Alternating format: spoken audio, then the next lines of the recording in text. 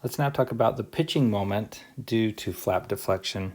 So if we look at an airfoil with a flap deflection, so we've got the hinge point here, and it deflects down from, or the camber line deflects by a magnitude of delta.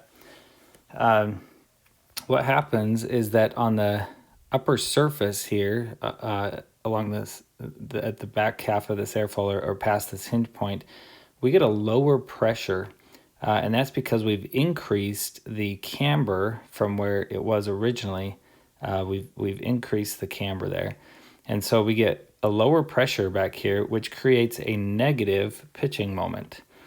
And usually we like to look at that pitching moment about the aerodynamic center, which is somewhere near the quarter chord. But with an increase in camber, we will get a negative or a nose down pitching moment due to that flap deflection. So we can estimate how much that pitching moment, or the magnitude of that pitching moment, from thin airfoil theory. So let's look at the pitching moment at the quarter chord. And from thin airfoil theory, we found that it was equal to 1/2. We integrate from theta equals 0 to pi. That's across the whole chord of dyc dx. And then that's multiplied by cosine of 2 theta minus cosine of theta d theta. Okay, and recall that the way we're going to define our new camber line is that dyd, so the deflected with respect to x, is equal to dyc, so my original camber line dx, as long as x is less than c minus c sub f, where c sub f is this length here. That's the chord of the flap, and c is the chord of the entire airfoil. So we call the cf over c the flap chord fraction.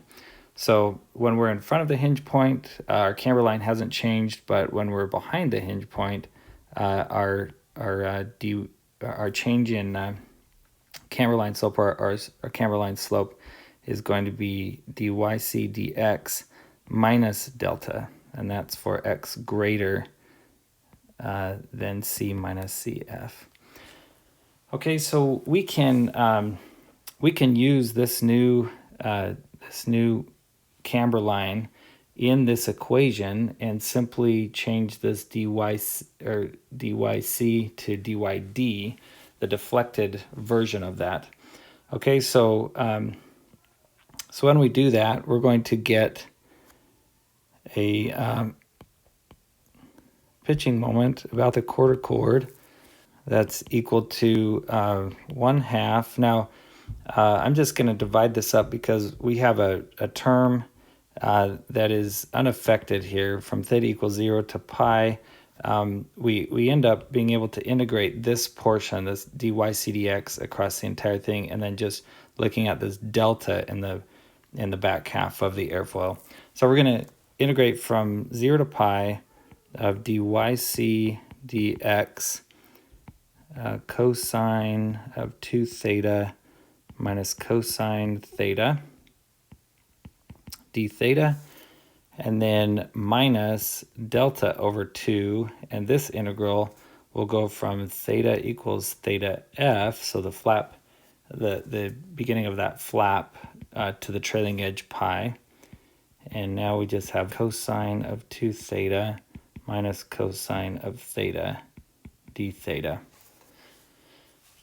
Okay, so now we might recognize that actually this was the pitching moment about the quarter chord of the undeflected flap. So that's the same as what we had before if there were no flap deflection.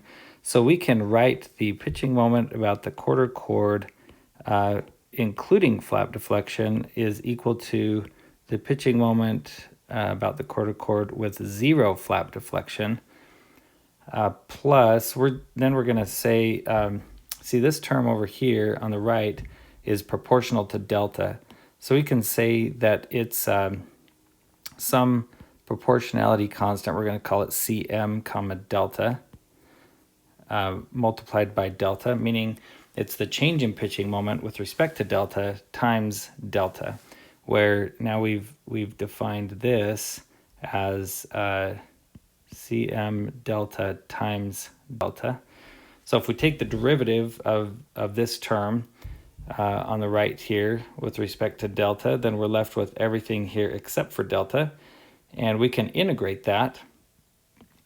And so what we'll get is Cm delta is equal to minus 1/2 from theta equals theta f up to pi. So we'll integrate this term here, 2 theta minus cosine of theta d theta. And when we work through that integral, what we get is sine of 2 theta sub f minus 2 sine theta sub f over 4. Okay, so that's our Cm delta. So this is now our estimate from thin airfoil theory of how much the pitching moment at the quarter chord is going to change with respect to flap deflection. And of course, it depends on how big the flap is. That's that theta f term. Theta f is where we began integrating to the trailing edge of the influence of that deflection there. So of course it depends on theta f, but then within the approximations of thin airfoil theory, we can estimate what the change in pitching moment will be. We multiply this term by the actual deflection, and that gives us the actual change in pitching moment here.